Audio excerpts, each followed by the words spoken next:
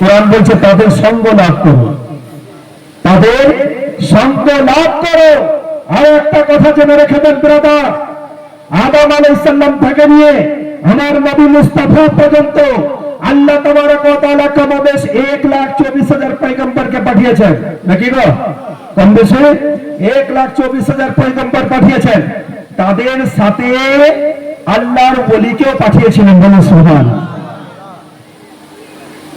প্রায় নবীর জামানাতে আল্লাহ ওয়ালা ছিলেন, মুত্তাকি ছিলেন, পরহেজগার ছিলেন, আল্লাহ ওয়ালা ছিলেন।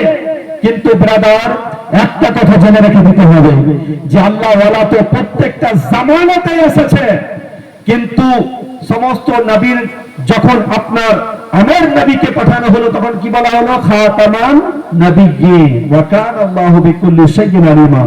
আমার রাসূলকে শেষ নবী করে পাঠানো হলো, আর কোন নবী দুনিয়াতে পাঠানো হবে না। মানে আমার নবীর পরে কোন নবী আসবেন না, নবীর পরে কোন নবী আসবেন না। কিন্তু ব্রাদার নবীর দরজাকে বন্ধ করে দেওয়া হয়েছে, নবুয়তের দরজা বন্ধ, নবুয়তের দরজাতে তালা মারা হয়েছে। আপনার নবী আমার নবী, পুরো কায়নাতের নবী, ফেরেশতাদের নবী, আপনার জিন্নাতের নবী, কঙ্কর পাথরের নবী, আপনার পুরো পয়গম্বরের নবী, আদমেরও নবী আমার নবী মুস্তাফাকে আল্লাহ বানিয়েছেন, ঈসা পয়গম্বরেরও নবী আমার নবী মুস্তাফাকে বানিয়েছেন, হযরতে আপনার সুলাইমান নবীর আপনার নবী আমার নবী মুস্তাফাকে বানিয়েছেন। বলে ইয়া রাসূলুল্লাহ, পুরো কায়নাতের নবী আপনাকে করলাম, জিন্নাতের নবী আপনাকে করে পাঠালাম, নাবাতাতের নবী আপনাকে করে পাঠালাম, জামাদাতের নবী আপনাকে করে পাঠালাম, কঙ্করের নবী আপনাকে করে পাঠালাম, ফেরেশতাদের নবী আপনাকে করে পাঠালাম, আদমের নবী আপনাকে করলাম, ঈসার নবী আপনাকে করলাম, সমস্ত কায়নাতের নবী আপনাকে করে পাঠালাম। এতদূর পর্যন্ত মুহাম্মদুর রাসূলুল্লাহ আপনাকে আল্লাহর রাসূল করে পাঠালাম।